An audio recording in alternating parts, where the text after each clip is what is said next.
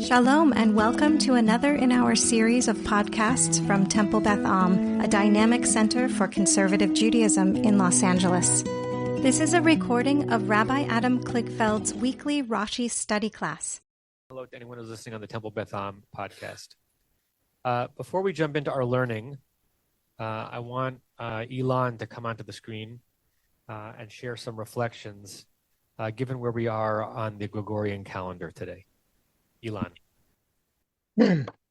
Thank you, Rabbi. As everyone knows, today is the 23rd anniversary of 9/11.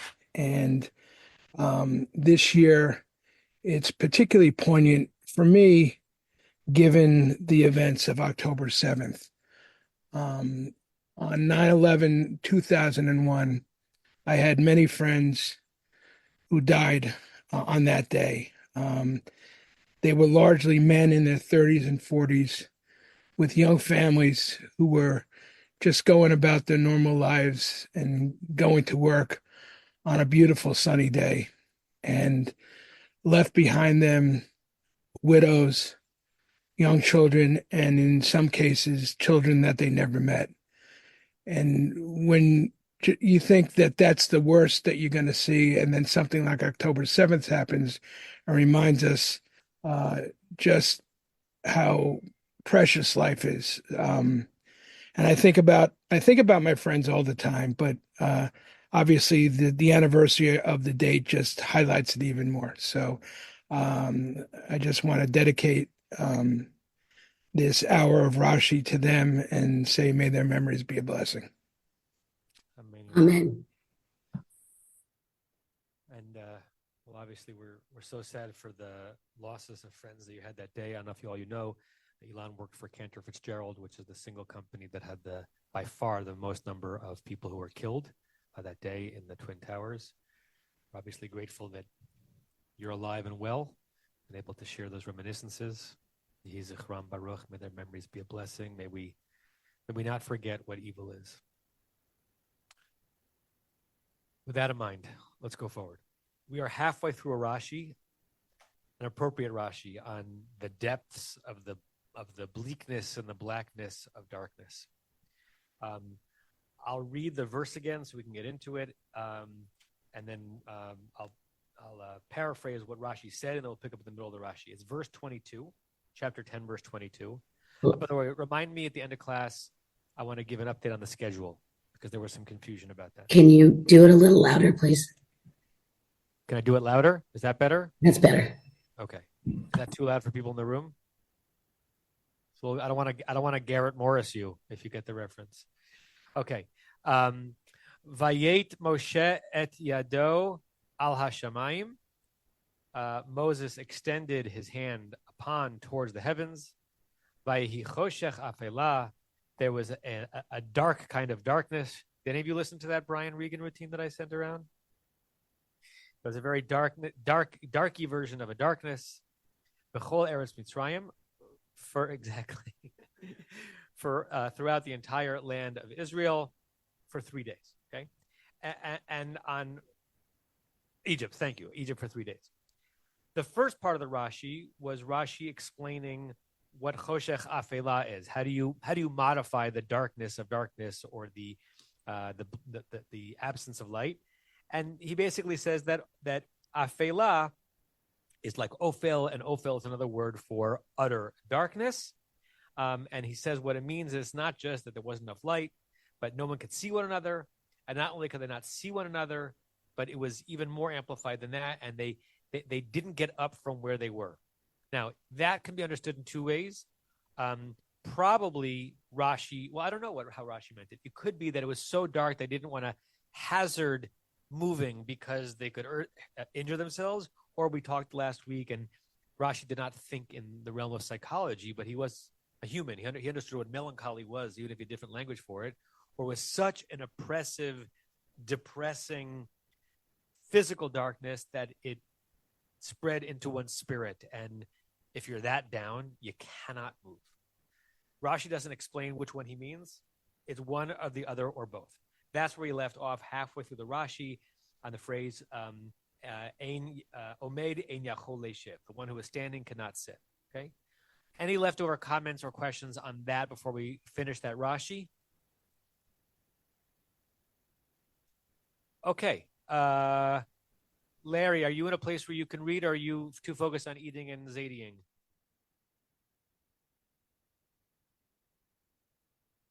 I can read. We're verse now 23. It's the halfway through the Rashi on verse 22 with the words Vilama Hevi. And by the way, Larry, guilty or innocent?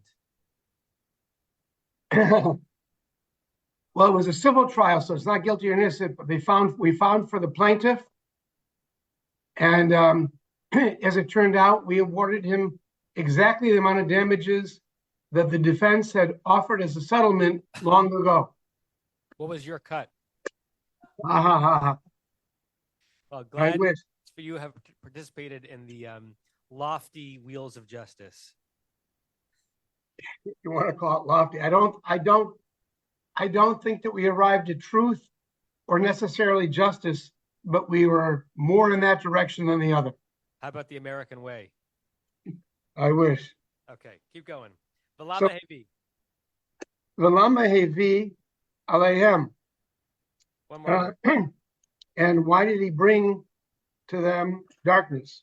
Okay, so after Rashi has explained the quality of the darkness, Rashi asks the back question, right? You've studied Rashi enough to know that he often answers what we would have considered the second question first, and then the first question second. What's the impact? What's the significance of this darkness? And his answer goes in a wild direction. Shayu b'Yisrael bo'oto hador rishayim v'lo hayu rotzim letseh. Okay, translate. That there were in Israel, in it, or to it, a generation of the wicked who didn't want to leave. Right. To be precise, the generation is not specific to the wicked. It's specific to that generation. Shayu b'Yisrael bo'oto hador.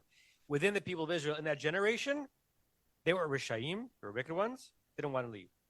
Part of the midrashic myth, fueled at least a little bit by Pshat, of the story of Exodus, is that they were both, some of them that were righteous or curious and came out with us. That's the Erev Rav, the mixed multitude, and some of us who were wicked, who stayed or who were killed, right? Why that got birthed in our Exodus story is an interesting question. I don't have a single answer to it. But you could imagine a version of this story being told or happening where the lines are more clear and distinct. They are all wicked. We are all righteous. They stay and die. We leave and are redeemed. But built in through some of the texts themselves and the midrashic expansion of it is that there was an intermingling, right? There were some of us who didn't deserve to be redeemed, right? That's evocative of what's moment in the Pesach Seder? Say it on the microphone, Joel. Edward G. Robinson. Turn the mic on, maybe. Do a little dance. Still not on? Is that microphone on? The response to the Rasha is, if with that kind of attitude, you would not have been reading. So that line in the Haggadah seems harsh. It is harsh, right? But it's connected textually to this midrash that Rashi is quoting from, right? That if you are a Rasha, you are not worthy of redemption, right? And in fact, that's why the Choshech comes, right? So keep reading, Larry. Just to let you know, you sound garbled all of a sudden. I do? Now you're okay. There was a garbling for a while. Okay. Okay, I'm going on. Umeito b'shloshet yamei afela, and they died during the 3 days of afela, which I guess is the darkness. The darkness, right? Kedei shelo yiru Mitzrayim b'mapaltam v'yomru afhem Lokim Kamonu. Okay, so they died during the 3 days of darkness, so that the Egyptians, I guess, wouldn't see their Waterfall. falling. Yeah. Mapa- Mapal is a waterfall, right? But it's a downfall, right? Their downfall. Okay, their Be downfall, witness to their descent. Yeah. and say, oh,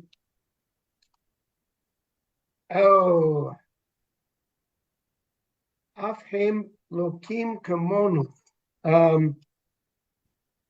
Okay, I may just look at the translation. So I'm not sure exactly how to translate off the off, but they, I don't. What's Lokim? I should know Lokim. It's Like us. Loket is to be smitten. They okay. So they were smitten just like us. Right. The af is even, afilu, right? Okay.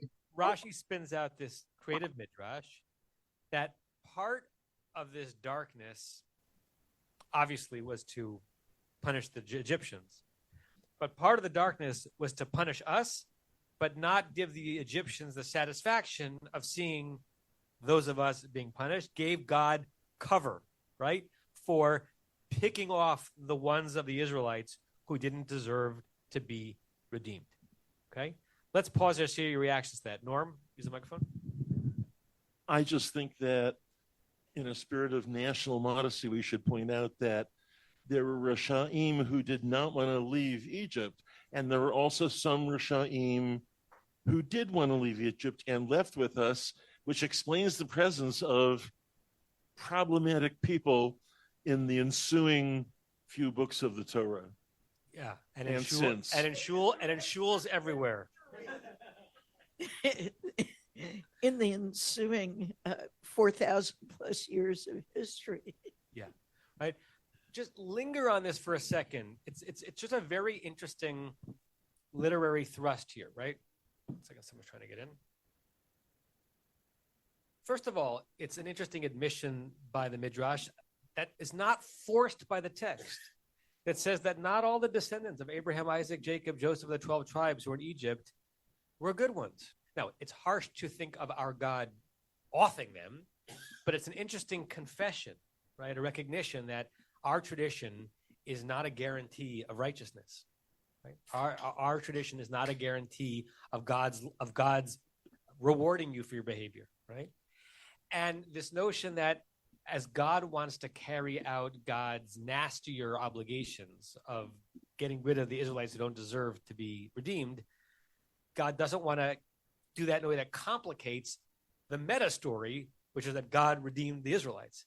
Because if God is known to have killed some of the Israelites, then the meta story of God redeeming them is less inspiring, less powerful, less impressive, right? So the Midrash is constructed kind of in a forced way, but it's interesting to ask a question on the Midrash, on the authors of the Midrash, like what was it about your theology, or what was it about your sense of your generation, right? Think of this in actual human terms. The authors of this Midrash, I forgot exactly where Rashi's taking it, I forgot to look at the annotation, are living in some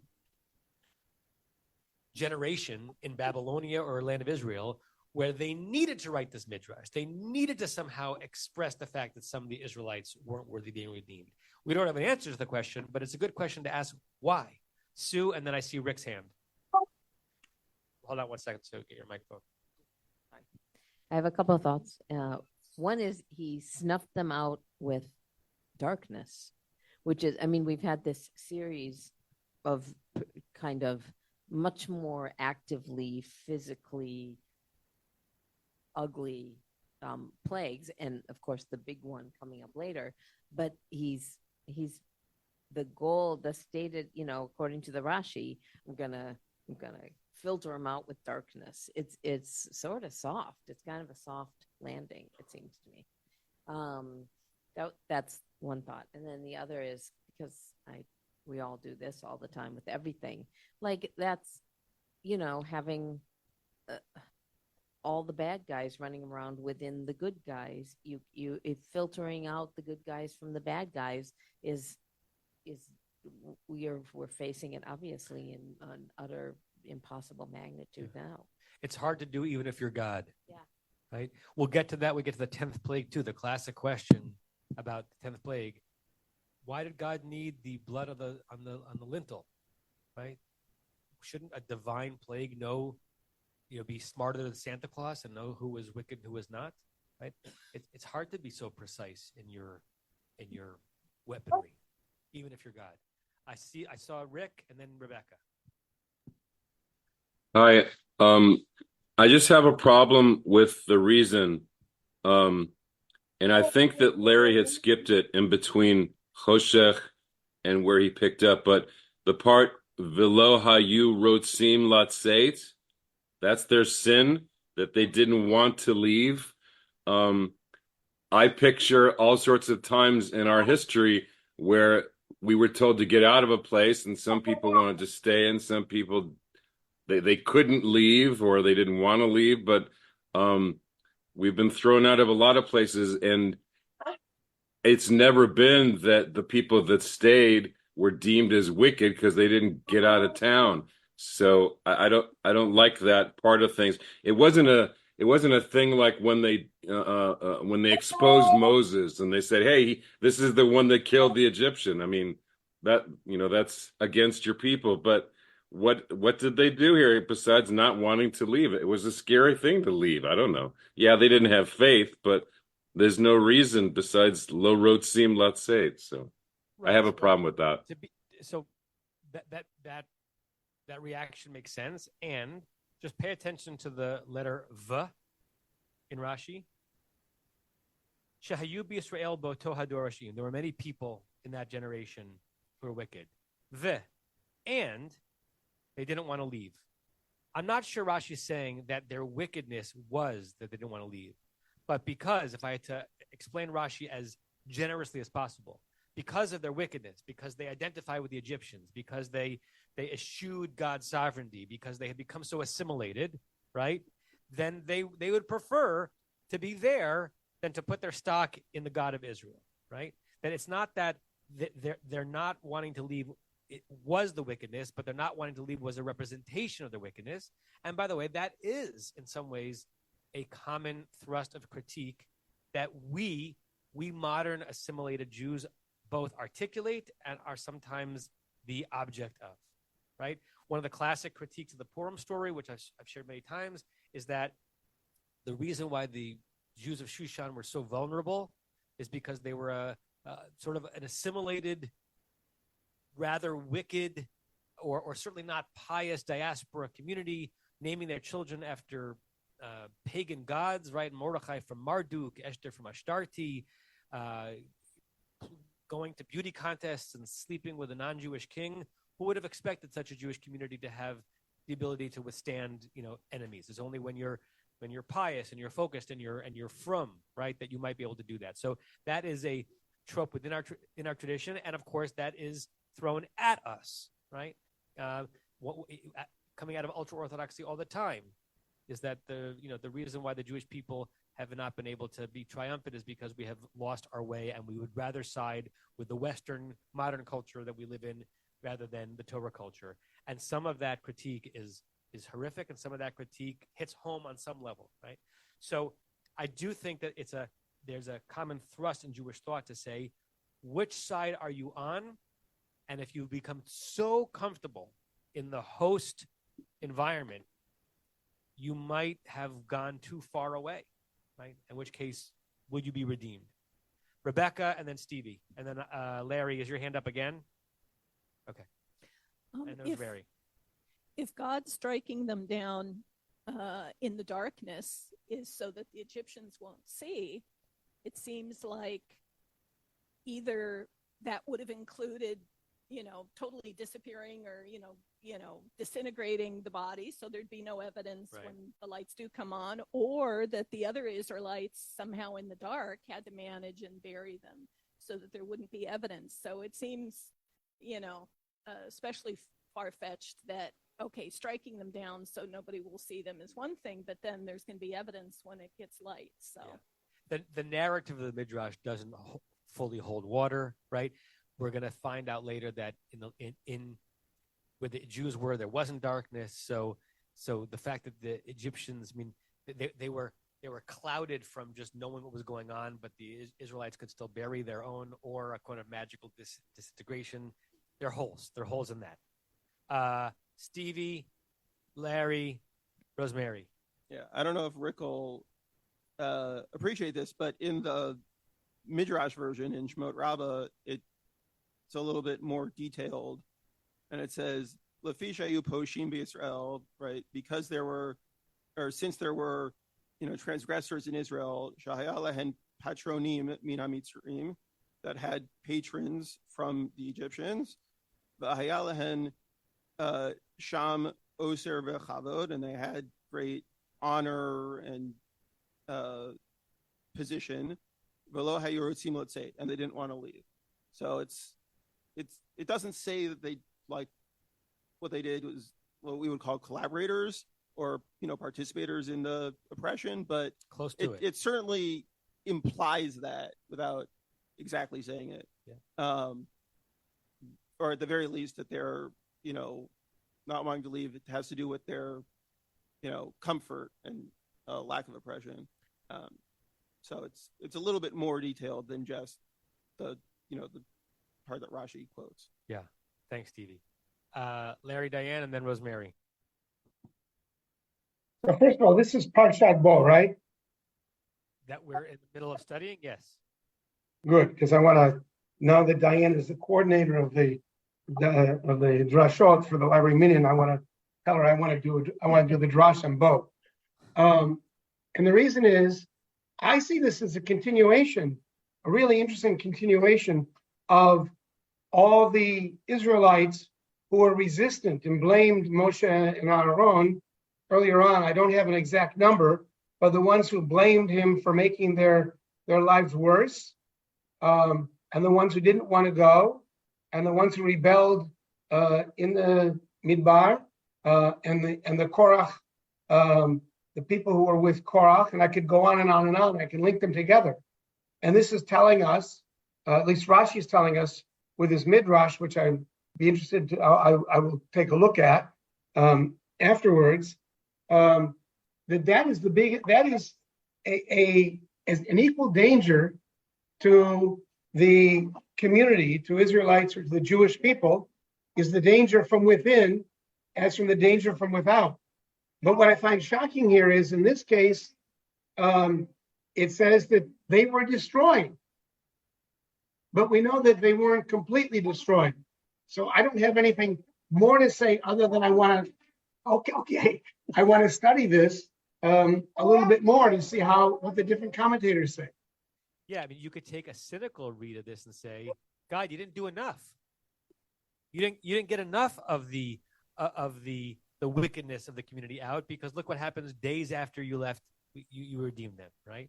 That if you wanted to cleanse and purify the people who were going to be redeemed, you actually were too judicious and not not judicious, too judicious, too lenient.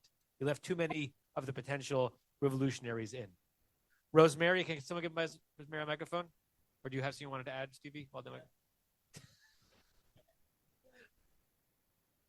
just very quickly, the Midrash also, reading further down, it does make mention of burying them during the 3 days. Burying them. Yeah, so. To respond to Rebecca's question.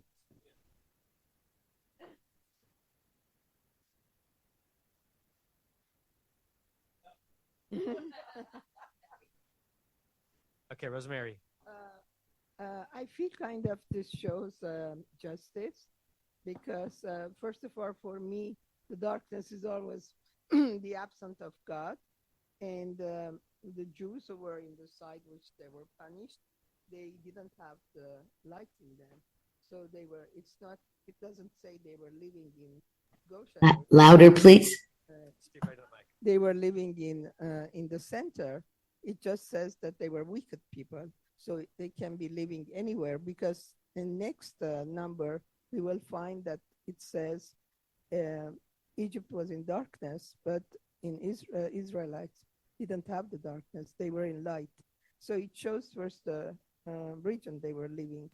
And then it shows also that later on we see, like, the father-in-law of Moses he's accepted so much. It opens up the Israelite section that even he wasn't born Jewish, but he was accepted, and he has a parasha in his name. So it shows the justice of God that he will punish the ones who are really bad and the ones who are good. But you can't clean up humanity. If you clean up, then that will be the day Mashiach is there. Yeah. Because there will be always good, always bad. And the worst he has killed, but not cleaning up all. Yeah. And we see in a way, in joke way, on 10 Commandments, the person who married, who was shows in the movie, I don't know if it's true or not, Joshua, the husband was Jewish, but he was working for Egyptian the entire time. Yeah. So they continue. A reminder for everyone in the room, these microphones should be within 2 centimeters of your mouth and perpendicular. It's just very different to this versus this. It's got to be this close and perpendicular to your face. Okay, we're not done with this Rashi. Rashi is about to give yet another explanation for the narrative significance of Choshech, and he's going to connect it to another scene that's going to happen Exodus night. So keep going, Larry, on the word va'od. Okay. Va'od, and even more, or more, and further, Chipshu Israel v'ra'u et Klehem. So when Israel was searching, and they saw their, I guess Klehem is their tools, their things. Right. And when were they searching to see their tools? I know it's jewels, when they were looking for their jewels. Right. And when were the Israelites doing that? When they were leaving. Not yet. When the Midrash is suggesting that, when did they have the opportunity to scout out the Egyptians' homes? Dark, when it was dark. During the dark. In the darkness. Right. So this Midrash relies on the fact that it's not just that there was darkness where the Egyptians were and light in Goshen, but each Egyptian was individually surrounded by an impenetrable darkness, and each Israelite, no matter where they were, had a light around them, and even when they were there with light, the Egyptians couldn't see. So you have to lean into the fantasy that an Egyptian could be an Israelite could be snooping around an Egyptian's property, seeing full light, but an Egyptian could not. So that you could be snooping without being seen. That's why it's like another way of saying, in addition to resolving an interesting narrative question, it's another way of saying this is different darkness than you're used to. This is not just the absence of light that can be, ameliorated by light, by a flashlight. This was a forced divine darkness, and if God wasn't enforcing upon you, you could see. So the Israelites go, see that the Egyptians have no visual power. They can go and scout out what's hanging out in all of these Egyptian homes and palaces. Uchsheyatsu, keep reading. Uchsheyatsu v'hayu shoalim mehem v'hayu omrim ein biyadenu klum. Okay, translate. So, and when they left, when they left Egypt, and they were asked from them. Pause. And when the Israelites left Egypt and did this she'elah, this asking, everyone look ahead to chapter 11, verse 2, which is coming up pretty quickly. Right? Yeah. So when the instructions for Exodus night are happening, Daber na bo'oznei ha'am, speak into the ears of the people. Vayish'alu ish me'et re'ehu, each Israelite should ask from their fellow Egyptian, Isha me'et u'ta, a woman from her, female Egyptian peer, klei chesef u'klei zahav, asking for all, it's like, go fish, I want all of your jacks, right? I'm asking for all of your silver and all of your gold. And look now at chapter 12:35. Takes a while for this actually to happen. Hello. So the verse we just read is when the instructions for Exodus night are being given. Chapter 12:35 is actually Exodus happening. Uvnei Yisrael asu kedvar Moshe. The Israelites did exactly as Moses had told them to do. Vayishalu mitzrayim. They asked from the Egyptians klei chesef, silver vessels, uklei zahav, and gold vessels, and also smalot, also dresses, right? So this midrash is kind of giving the backstory to that.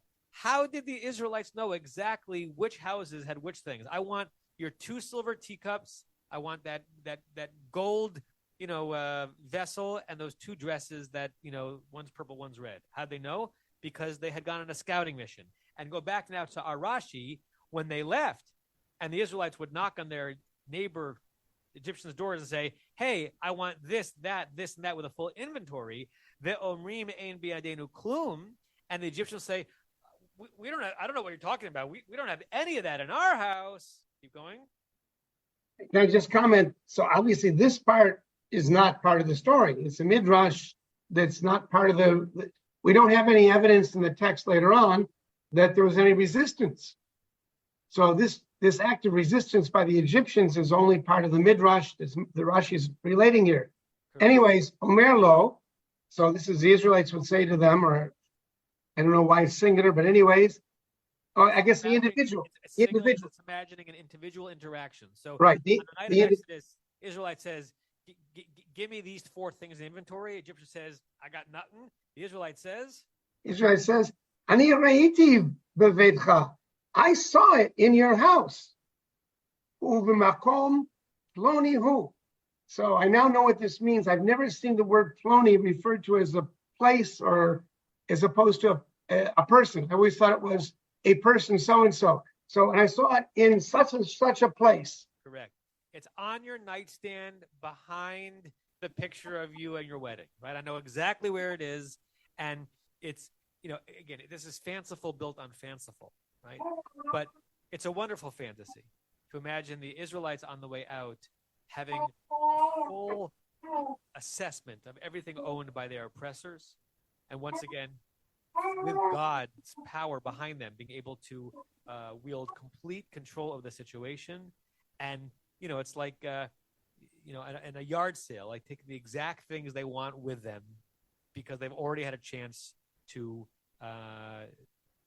go through and, put their my parents were cleaning out their house, like all their grandchildren put their names on the artwork or this sort of thing that they wanted. The Israelites already done that in their head. Okay, and how are they able to do it? Lots of hands. Norm. Can I make just one comment before I mute? You may. So wait 1 second, Norm. It's interesting what Rashi does here because he turns the pasuk completely around. That we always thought, and I still think, that the Makkah, the plague was simply another plague to afflict the Egyptians and to eventually convince them to let the people go. And what Rashi, he doesn't say, and also, he actually attributes 2 completely different motives for the darkness. One is to get at the Rishaim of the Israelites without showing the Egyptians that he's done so, and the second one being to reveal the places that the jewels are hidden. Correct. And on that concept, sort of, the Gur Aryeh, who is the Maharal of Prague, his commentary on Rashi. Some of us are going to hang out with the Maharal of Prague next July. He says that there's a linkage between the second part of this Rashi and the first part of the Rashi. If all you wanted to do was stop the Egyptians from knowing that God had killed off the Israelites, all you need is choshech. Darkness they can't see. But to allow the Israelites to enter the Egyptians' homes and do as they will, with the Egyptians being totally paralyzed, you need choshech afela. You need the kind of darkness where those who are standing cannot sit, those who are sitting cannot stand. They are paralyzed. They're not even aware of the people in their homes. And if they were aware, they could do nothing about it. Right? So the Gur Aryeh says Rashi is not just adding to his commentary, he's explaining the difference between choshech and choshech afela. Norm and then Stevie. I think it's an interesting thing to note that our ancestors, under these conditions, oppressed and enslaved, Nonetheless, they snooped, but they did not take. They did not steal or harm the Egyptians themselves, even though they had a very easy and present opportunity. Interesting. You're saying the Midrash could have been written to say that the Israelites took it then, but they didn't. They waited and they asked for it. They gave them an offer they couldn't refuse. Interesting. Stevie. So in Midrash Rabbah, it says both of what both of you just said. It's somewhat long-winded, but it's very specific that it says there's 7 days and there's 3 days where they couldn't see, and then another 3 days where they couldn't move, and those who were standing couldn't sit, and those who were sitting couldn't stand, and so forth. But this part, it's in the same, what's paginated here is the same Midrash, but it's in the name of a different rabbi than the first part. But when it gets to the thing, it's clearly building on the phrase that the Israelites found favor in the eyes of the Egyptians. And it says, because when they pointed out where all the stuff was, the Egyptians would say, oh, they could have taken it without us knowing, and they didn't. That's like literally in here. Rashi just doesn't, get, because like I said, it's long-winded. Well done, Norm. Baruch Shekivanta. So good. Maybe in this life, Norm. Okay.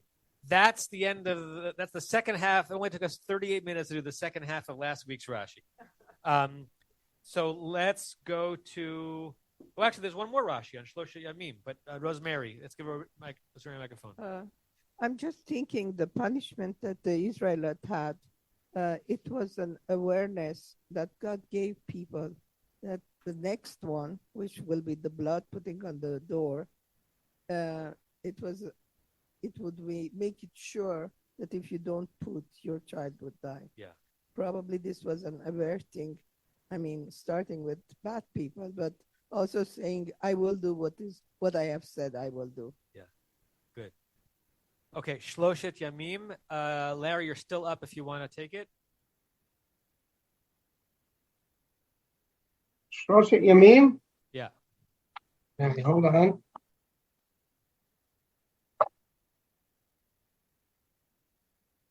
Right. Now we're going to pure grammar. And Old French, yes.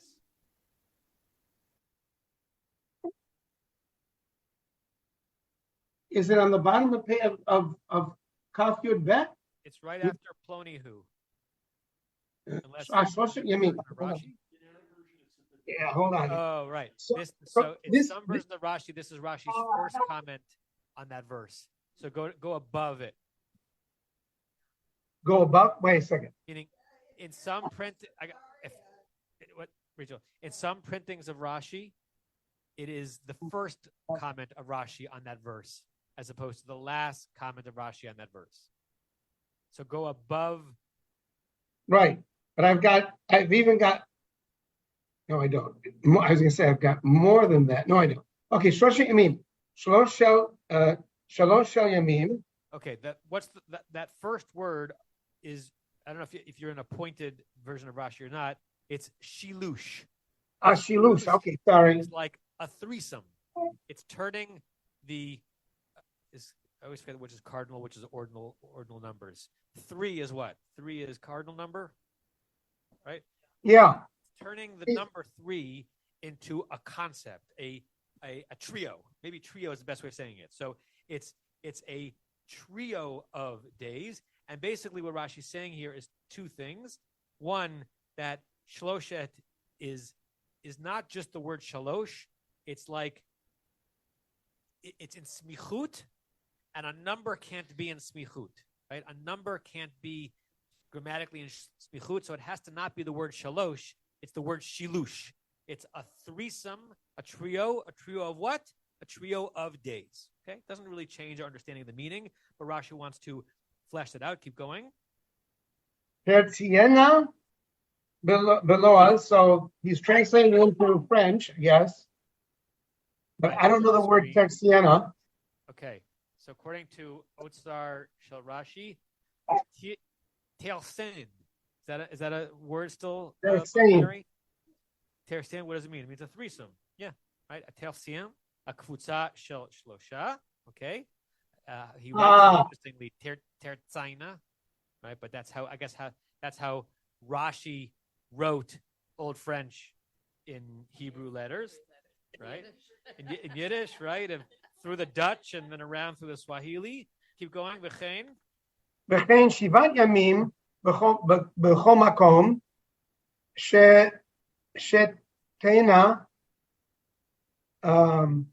שתנה, something like that, של ימים. Right. So Rashi says this works for the number 3. It also works for the number 7. It doesn't often say sheva yamim, 7 days. It says shivat yamim, which is a sevenfold, a septet of days. And Rashi says, how do you say septet in Old French? A setin, right? Right. Right. So that's the second one that's on the screen as well. Seiteine, a setin of days. So he's only using the Satan as an example that we would all be familiar with because we all understand the concept of a week of days. Right. Or a month of days. Right. And what he's saying is the Shilush, the Shlosh Yamim is a trio of days. Right. And I just want to comment, that's really interesting because in Africa, depending on where you are, there are weekly markets which follow the 7-day week, but there are also places which have markets every 3 days. So for them, their week is a 3-day period. So it would be like we have a week, we know it's 7 days. They have a 3-day period that they know is 3 days, and the market falls on either the first, second, or third day of that period. And that's the way they count time. And it's interesting, every culture, there are some numbers of days that all cultures share as being a thing, right? And there's some that exist in some cultures and not others, right? Like in modern America, the notion of 2 weeks is not a period of time one thinks about, but it once was a fortnight, right? That was a period of days that mattered somehow. I actually don't know why. For there to have been a word, a fortnight, it must have been something in the culture that suggested that amount of days needed its own word, right? Obviously, like everyone has the word a duo and a trio and a quartet. You could actually play the game, but different societies have created numbers of days that are significant. And of course, the whole notion that 7 days are significant, I ascribe to us, right? Like we've discussed that there's nothing in the cosmos that suggests that a 7-day period means anything. What? Every 7 days?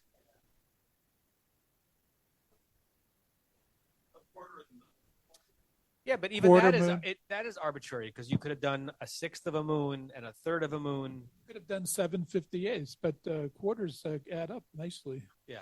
I was thinking for those people that have a market day every 3 days, just think of all the weekends they get. And when they have a 3-day weekend. Norm. I think there's another importance to this that we're missing, and that is the 3 days are 3 consecutive days. It would have been quite possible for God to have the Egyptians blinded or in darkness Monday, Wednesday, and Friday. Mm-hmm. And they would have had darkness, and then it would have gotten light, and then it would have gotten dark again. They would have been frustrated at the fact that they thought it was over, and it wasn't. It came back over and over again. And if, as Rashi explains, there's actually 2 periods of 3 days, it could have gone on like that, randomly appearing days of darkness with other days being light. But Rashi is telling us that when this appears, when it says Shivas Yamim, it's 7 consecutive days, whether or not it starts on a Sunday.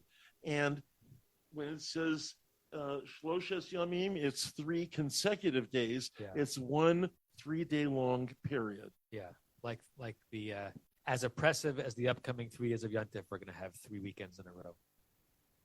But anyone?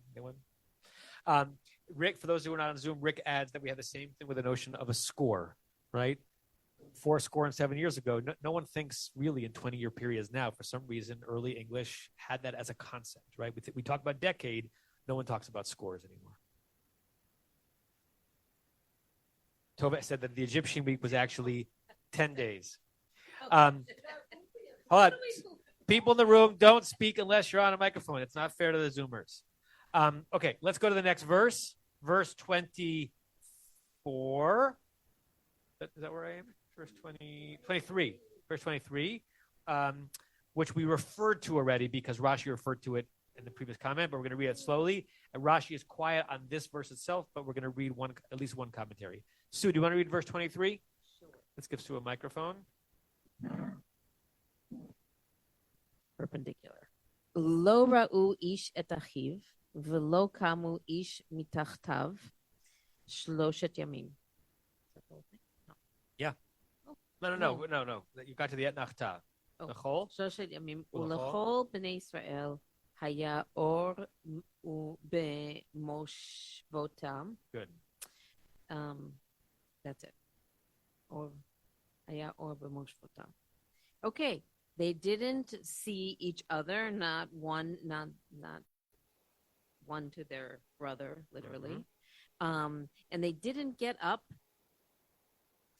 from their tuchases. Oh, that's almost literally what it means. They did not get up from their tuchases, right? We know what it means, but it's interesting language. Go ahead. For how long? For 3 days. Right. And all of Israel, there was light on their seats. Right. With a nicer word. And if we were on their bottoms. On their bottoms. If we connect this verse to the midrash that Rashi quotes in the previous verse, it could mean that the Israelites had light in all of their dwellings, or the Israelites were illuminated wherever they were, wherever they happened to be sitting, even if they were sitting in the living room of an Egyptian, the Israelites experienced light, whereas the Egyptians did not. Wherever their bottom was, wherever their seats were. Okay. But around them, right? The Egyptians didn't see them. So they weren't walking around like little flashlights. Right. They were in light. And the Egyptians couldn't see the light or couldn't experience light, even if they were proximate to them, right? That's the only way that midrash makes sense, right? I'm in my living room, paralyzed. You're in my living room. I cannot see anything, including the fact that you're there. But you can see where my nightstand is. It's magical thinking, but that's what has to... So the Israelites are going around like this, and they can't see. Correct. There was, in the 1970s or 80s, there was the TV show called Battlestar Galactica. They've made a redo of it, which actually someone suggested I should watch. It's a good show. I didn't watch it religiously, but I remember one episode because my child brain was fascinated by the sci-fi fantasy of this scene. I don't know who were the protagonists and who were the antagonists, but some people in the episode, I don't know if I can even describe it, were given the power to move a billion times more quickly, or to experience time. I don't know if it's better to say slow down or sped up, but they were in a scene in some other spaceship, and everyone else was frozen, because to everyone else, whatever was happening in the space was taking place in a microsecond. But to the people who were not frozen, they were going around in what time felt like to them, but they could go in, steal, punch, kick, terrorize, and leave. And to the people who had been frozen, to them, it was as if it all happened in a thousandth of a second, right?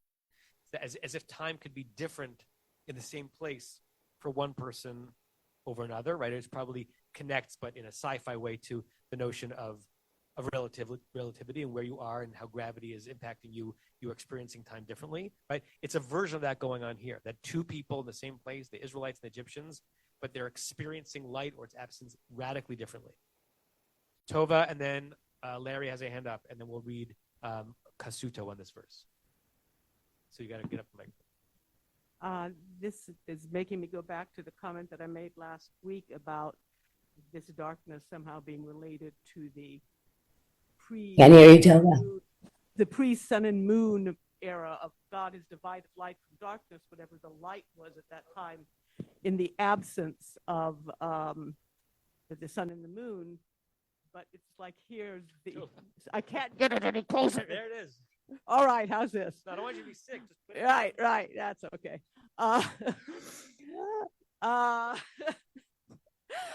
That the Egyptians are in this primordial darkness, and somehow Israel is in this pre-creation or at the moment of creation light. Great. Yeah. there is something primordial about this way of rethinking the relationship between light and dark. Larry or Diane? Yeah, I have another movie television show to relate to. Diane and I are watching a relatively new show called Chaos. Jeff Goldblum plays Zeus. It's a modern depiction of the Greek mythologies, and everything's brought to present day. Jeff Goldblum is great, so I highly recommend it. But the reason I mention it is, if you were to do the same thing with the 10 plagues and put it in modern terms, you would have the Israelites having those night vision goggles, and walking all around in the night, searching out the jewels. Exactly. But the last comment is, I'm surprised that nobody, or maybe even Rashi, didn't mention the fact that many animals have excellent night vision, including dogs. So when I'm tripping over things and the room is completely dark, my dog knows exactly where to go. Right. Or when my sister and I are teasing our mother in her presence, she can't hear us because her hearing aids are not in, right? We all know of situations where some people have the power of certain faculties and others don't. It's just hard to imagine that with light, except for people who have no sight, in which case we can imagine, right? People being able to see things others people cannot. Okay, good. Anything else in this verse itself? Otherwise, we'll look at what Kasuto says on this, because Rashi's quiet. Rashi's already kind of commented on this verse on the previous verse. Let me pull it up. Kasuto. Okay, 1 second, folks. Okay, we've been reading a good amount of Kasuto recently. This 19th, I think he lived through the early 20th century. I don't remember exactly. Scholarly and scientific, and from commentator on the Torah. Okay, is it hot in here? Okay, so it's on the screen. Hopefully you can see it. On the phrase, the bold words are the words from the verse. The non-bolded words are Kasuto. And remember, he's going to try to synthesize things through a 19th century scientific realm. Lo ra'u ish l'achiv. What does it mean that one person couldn't see his fellow? And we've discussed a version of this. Va'af hadlakat hanerot. Even if you lit candles, lo ho'ila would not be effective. Mipnei ove hachol sheba'avir. He's getting very scientific because of the thickness. What's chol? Of the sand, of the grit in the air. So Kasuto wants to imagine that it's not a divine depression. It's some geological or atmospheric thing that a divine hand brought down, but literally makes it impossible to see or do anything because the sand is so thick, right? And on velo kamu ish mitachtav shlosh yamim, that no one got up from their tuchases for 3 days. Mipachad hasakana. Why wouldn't they get up? Again, he's going away from the spiritual darkness. They were scared of the danger. Shebahalicha b'toch hachoshech. Who wants to walk around when you can't see anything in front of you, right? Every night in the middle of the night when nature calls, I'm nervous about stepping on my dog because his sesame seed sized brain says the best place I can lie down in the middle of the night is right in between where I sleep and where the bathroom is, right? But so if you don't know where you're going, right, you're afraid. So it's not that they were, from his perspective, emotionally suppressed from movement, but they couldn't see anything, and so they stayed still. The ulam, however, when the Torah says that all the children of Israel had light in their seats, ho'il velo higia hasufa, because the storm had not reached Ad Eretz Goshen, land of Goshen, which means that Kasuto is not trying to resolve this verse with the midrash that Rashi quotes, because the midrash that Rashi quotes relies on the Israelites being able to infiltrate the Egyptian homes. Right? It's a little too fanciful for Kasuto. No, why could they see? Because this was contained darkness, like what was the character in Peanuts where it only rained over him? Pigpen, right? Okay, yes, Leonard. This darkness reminds me of a whiteout.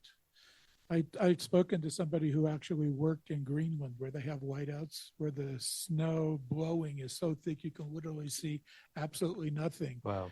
And they actually put up ropes between the buildings. Wow. So if you had to go from one building to another, you could follow along the rope, and it Wow. also kept you from walking out past the buildings and getting lost because you couldn't see where you were. Wow. So this is the same thing, just a different color. Yeah. Right. I've been in an East Coast blizzard, but that's not quite at that level of full suppression of visibility. Yeah.